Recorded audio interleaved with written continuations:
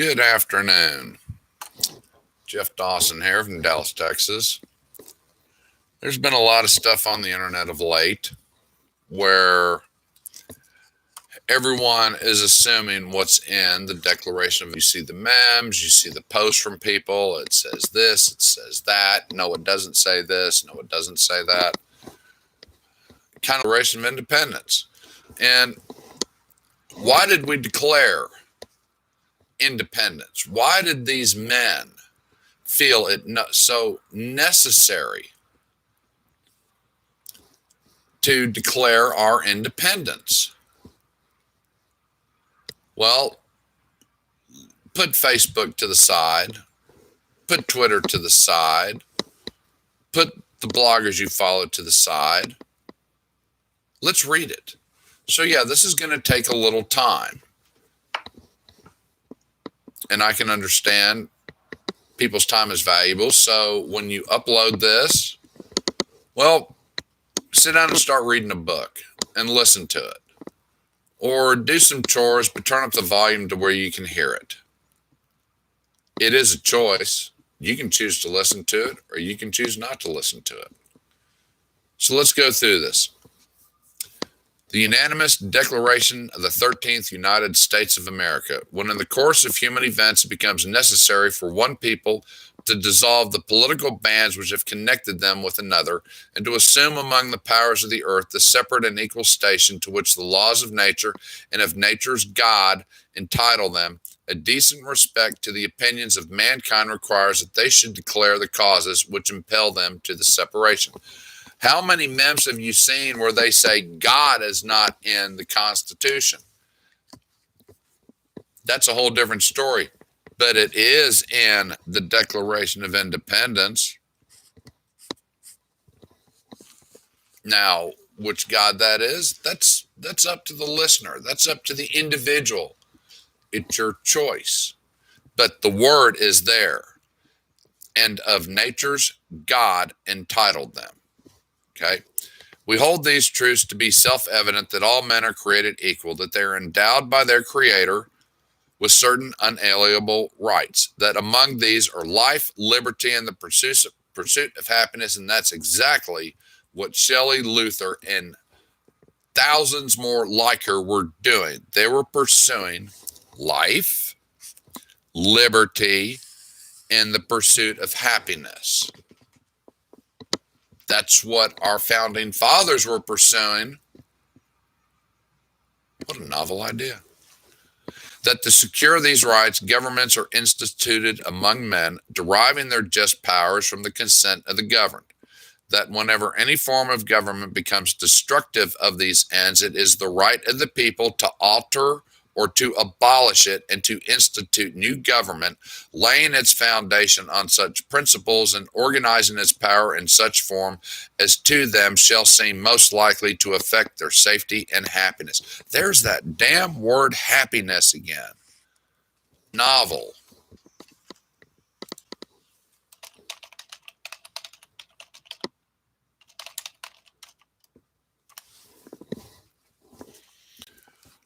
Once again, it's happiness, but you got to love this.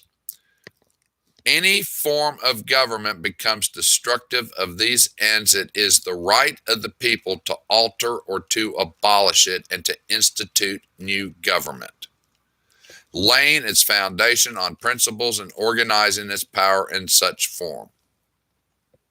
Think that applies to today? Yeah. Okay. Prudence indeed will dictate the governments long established should not be changed for light and transient causes. Basically, we're just not doing this because we can, or just flippantly decide, let's do our own. And accordingly, all experience hath shown that mankind are more disposed to suffer while evils are sufferable than to right themselves by abolishing the forms to which they are accustomed. But when a long train of abuses and usurpations, pursuing invariably the same object, evinces a design to reduce them under absolute despotism, It is their right, it is their duty to throw off such government and to provide new guards for their future security. I'll let that one sink in. We're tired of being oppressed. We're tired of being ruled by a dictator. We're tired of not having our say. Such has been the patient sufferance of these colonies, and such is now the necessity which constrains them to alter their former systems of government.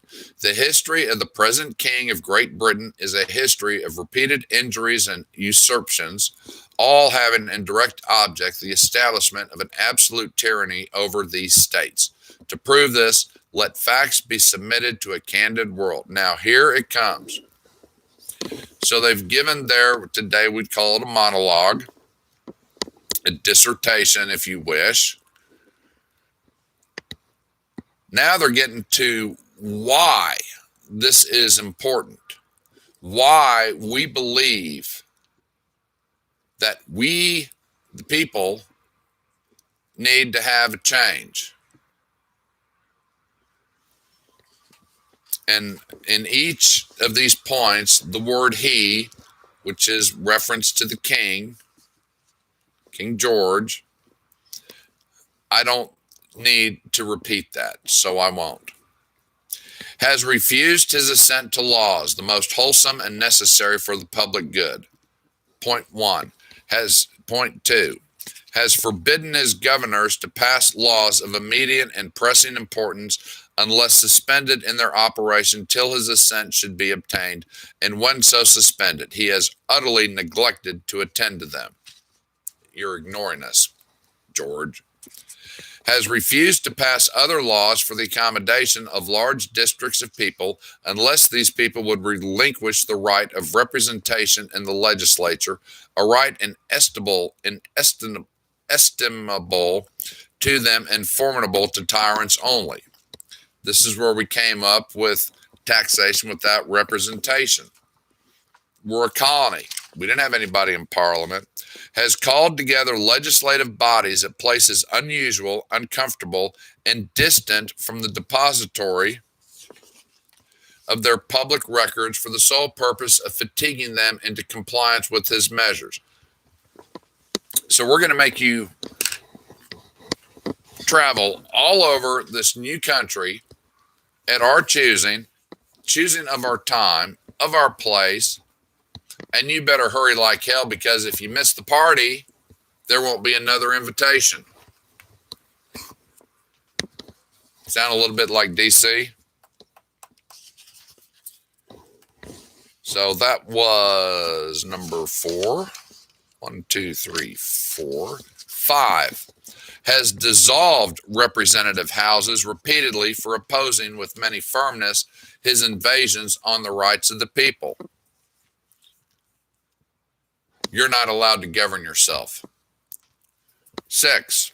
Has refused for a long time after such dissolutions to cause others to be elected, whereby the legislative powers, incapable of annihilation, have returned to the people at large for their exercise, the state remaining in the meantime exposed to all the dangers of invasion from without and convulsions within.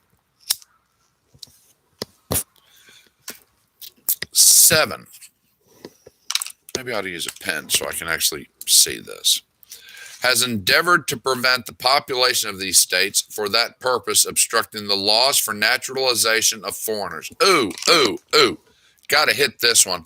Laws for naturalization of foreigners. That clause right there is the basis of our immigration laws. Laws for naturalization of foreigners. Refusing to pass others to encourage their migrations hither and raising the conditions of new appropriations of lands. 8. Has obstructed the administration of justice by refusing his assent to laws for establishing judiciary powers. So we can't govern ourselves. We're going to be governed, and the laws of England are going to apply to us. That sound a little familiar in today's atmosphere? Has made judges dependent on his will alone for the tenure of their offices and the amount and payment of their salaries. That really applies to today. Because I've always asked the question, how can the law be liberal or conservative? It's the law. Oh, I know. Even though a law is written, now we get 15 to 50 people to read the law and then determine what the writers of the law actually meant to say, not what they did say, what they actually meant to say, without asking the person who wrote the law if that's what they meant.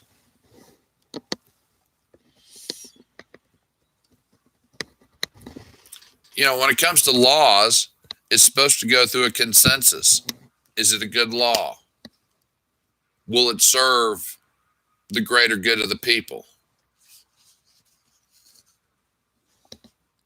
And then you have people that say that's not what they meant to write. What a bunch of crap. And that was point 9. 10.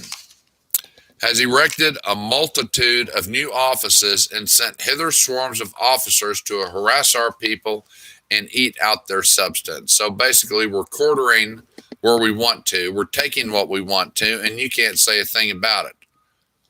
But I like this multitude of new offices. If you read the Federalist Papers, the country was only set up to do three things: declare war, protect the borders, and execute treaties. Energy, education, healthcare, all these departments that have been built. Multitude of new offices. 11, has kept among us in times of peace standing armies without the consent of our legislatures. We don't have a consent of legislatures right now, per se, on the National Guard being in D.C. 12, has affected to render the military independent of and superior to the civil power. 13, has combined with others to subject us to a jurisdiction foreign to our Constitution and unacknowledged by our laws, giving his assent to their acts of pretended legislation. 14, quartering large bodies of armed troops among us. 15, protecting them by a mock trial from punishment for any murders which they should commit on the inhabitants of these states. Luckily, that hasn't happened. 19, cutting off our trade with parts of the world. 20, imposing taxes on us without our consent. Gee, how many taxes do we pay right now that was not our assent? But the quote representatives, whether it's local, county, state, or federal, without our consent. Our people, the people's consent. 21, depriving us in many cases of the benefits of trial by jury. That one's still good. 22, transporting us beyond seas to be tried for pretended offenses.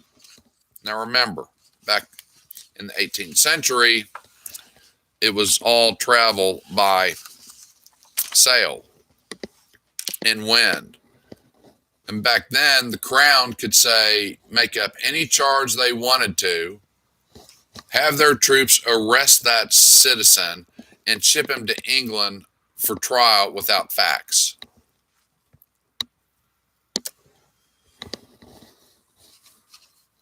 You see that going on right now? 23, abolishing the free system of English laws in a neighboring province, establishing therein an arbitrary government and enlarging its boundaries so as to render it at once an example and fit instrument for introducing the same absolute rules into these colonies. 24, for taking away our charters, abolishing our most valuable laws, and altering fundamentally the forms of our governments. 25, for suspending our own legislatures and declaring themselves invested with power to legislate for us in all cases whatsoever. 26, has abdicated government here by declaring us out of his protection and waging war against us. 27, has plundered our seas, ravaged our coasts, burnt our towns, and destroyed the lives of our people. 28 is sexes and conditions. That's number 30. And of course, that debate is raging furiously across the internet of we are invaders. And I did an article on that, I don't know, about 2 months ago, and really got some liberals fired up over it. They just about lost their minds about occupying the New World because nobody knew it was here. Well, the Spaniards did, because they went down to Central America. They went into Mexico.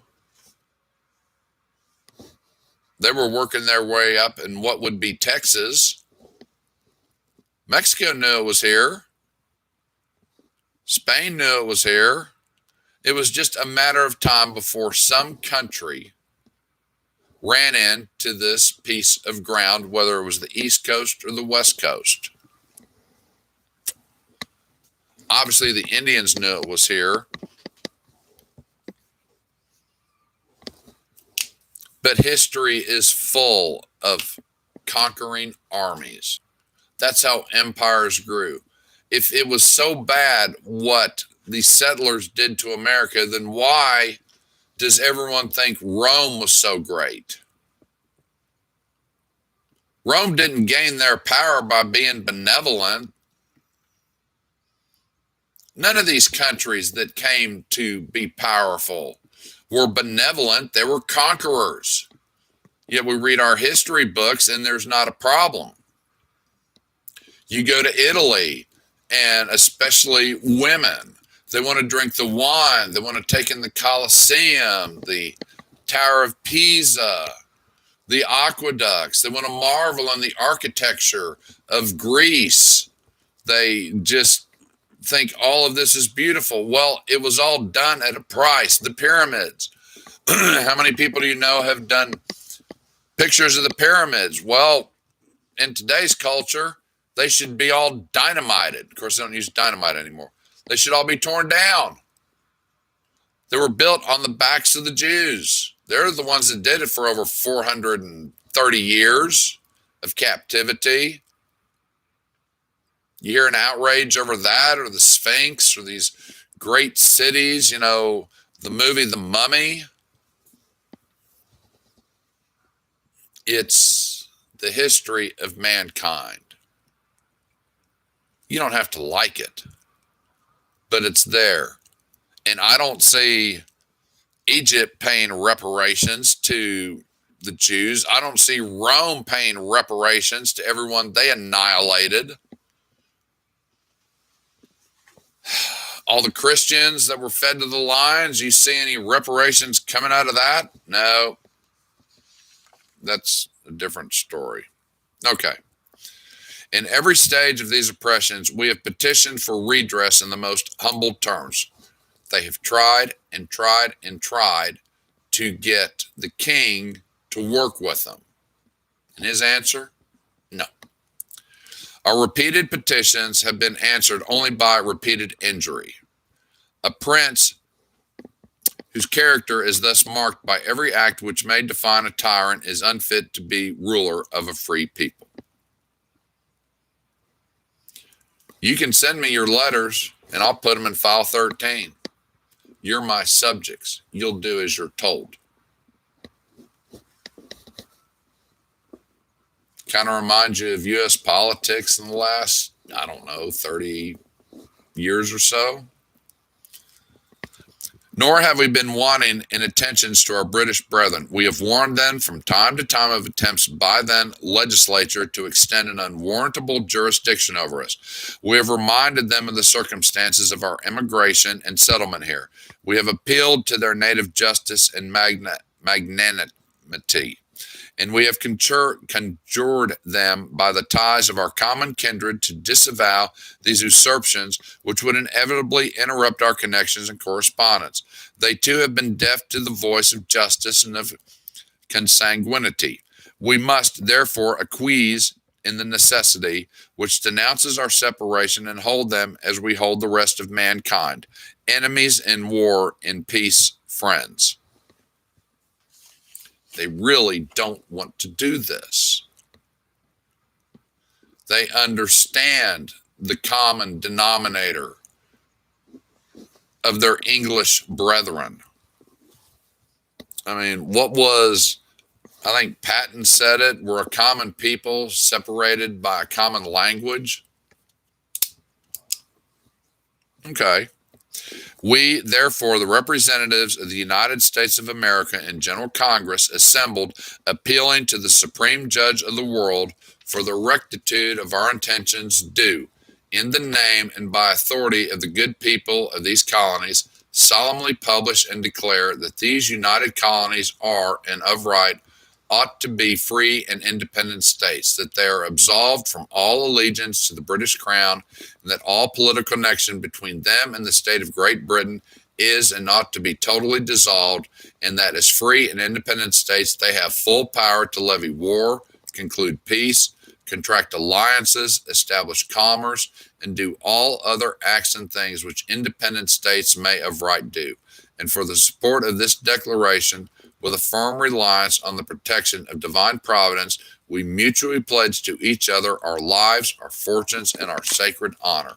That right there, that last sentence says it all about what these men did. They pledged to each other their lives, their fortunes, and their honor to form this union. They put it all on the line.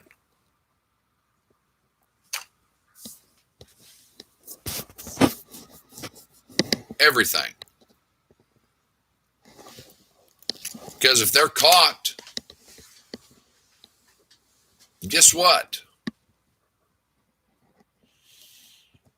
They will be taken back to England. They will be strung up and hung, if not worse.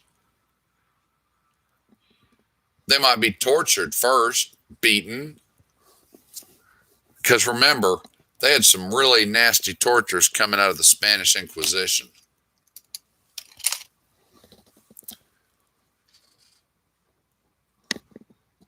And I know that's kind of a modified version, but that really gets to what our founding fathers fought for. What they were trying to throw the yoke off. They did throw the yoke off. And this is a pissant country by any stretch of the imagination. We've got no navy. We've got no standing army. We have a half-assed communication network. Remember, everything's done by letters. And we are taking on the world power.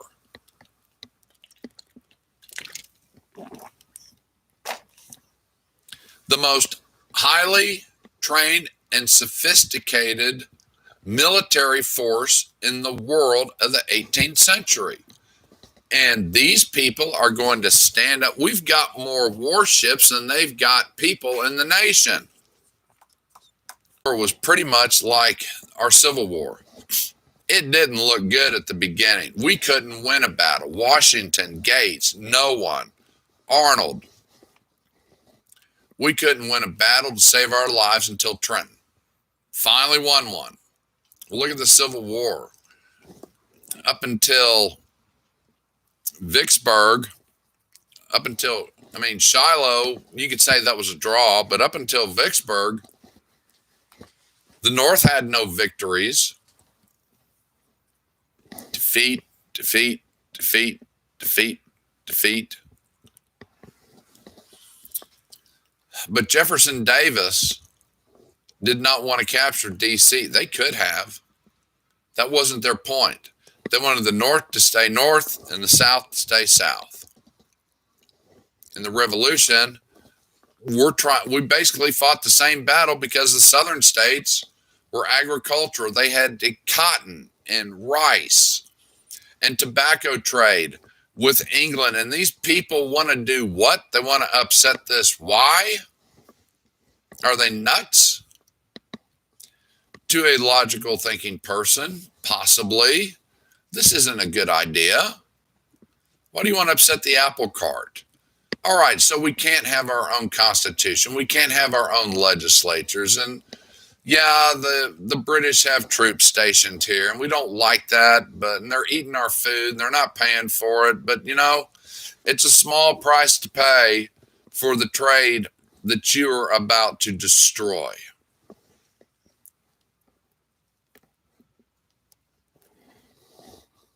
This was not a popular idea, but it was the right idea. Otherwise, the United States doesn't form. And I'm not going to argue with people about this is the greatest nation the world has ever seen, because it is. This is the only place where you can show up with nothing and make something of yourself. It has produced some of the greatest products, the greatest technologies that we all enjoy today. Yes, it is flawed, but we've only had one war. We've had two on our soil, per se. Well, okay, Revolutionary, 1812, Civil War, Mexican-American War. But those were against, three of those were against other opponents. One was against ourselves. Look at the other countries where a lot of the immigrants came from. My God, England, Great Britain's had more wars you can take a stick at. China, Japan, Italy, Greece. I mean, after the Spartans in Greece defeated Xerxes, you'd have thought there'd have been harmony and goodwill. Well, there wasn't. You'd have thought so, but it didn't happen. They were still a fractured country fighting amongst each other. They got Philip involved in it from Macedon. That all went to hell, and it fell apart so much that Rome just kind of walked in and took Greece over. How many wars has Germany had? Russia, Poland, well, they're just kind of like a football. They get kicked back and forth. One day they're a country, the next day they're not, next day they are. Look at the Balkans. Look at all the wars that have gone on there. Look at all the civil wars in Africa. Hell, they're still going on to this day. Mexico has had its bloody rebellions. Every time we get a new president down there, you think it's going to be great. No, they came into power with a knife or a gun.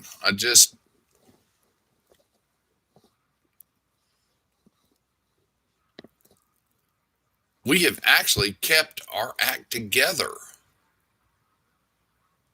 And will tell me it's not worth fighting for, the hell you say. Yes, we have our flaws, but we admit them and we try and do better. There will be no perfect country. There will be no perfect government, but what we've got right now isn't even close to what these guys talked about. And like I mentioned earlier, I'm rereading the Federalist Papers. If you haven't read those, to see how Madison, Hamilton, and Jay came up with our Constitution, it's going to take some time, but it's well worth your time. And I believe it's a free download from Amazon. It's well worth your time. And you will be amazed at all the insight and research they did back in the day to form a more perfect union. They did their best with what they had. But what we have now is not a government of the people, by the people, and for the people. It's for the elite. It's for the power mongers. That's what it's about. You really think you're being represented? Guys that wrote the Declaration of Independence knew they weren't being represented. And they tried every avenue available to them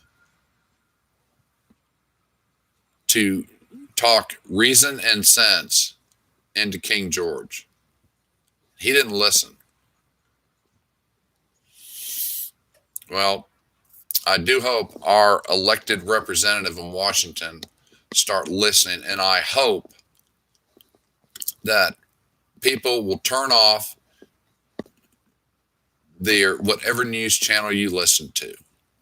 Yes, you have to get some so that you have an idea of what's going on.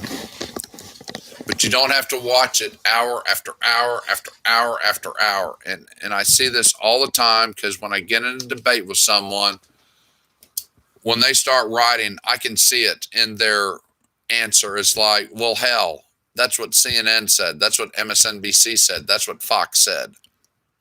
All you're doing is parroting what you've heard. Did you research it? Did you look into it?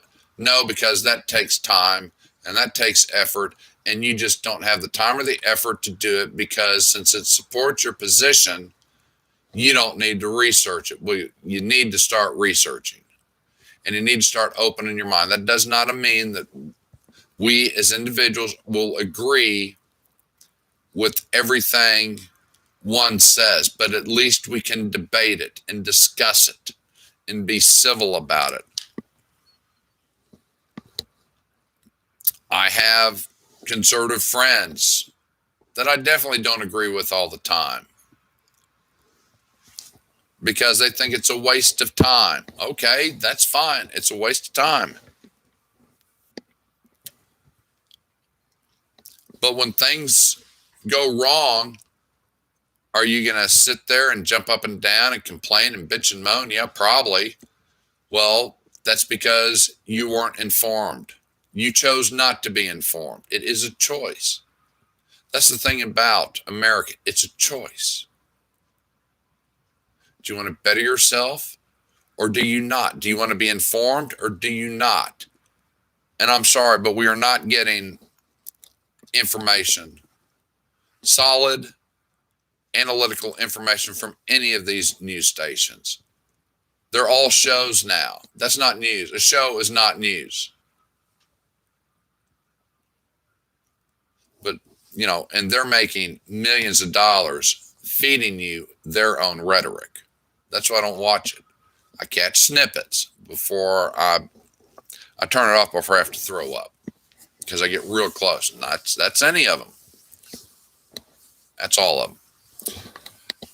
Well, that is my take on the Declaration of Independence. If you don't agree with what I said, play it back. Get you a copy, sit down, read it, analyze it, and make your own determination. That's the whole thing. And if you enjoy my content, like, subscribe. I have a Jeff Dawson Patreon, where you can support the work. And I also set up a GoFundMe for, what's the title of it?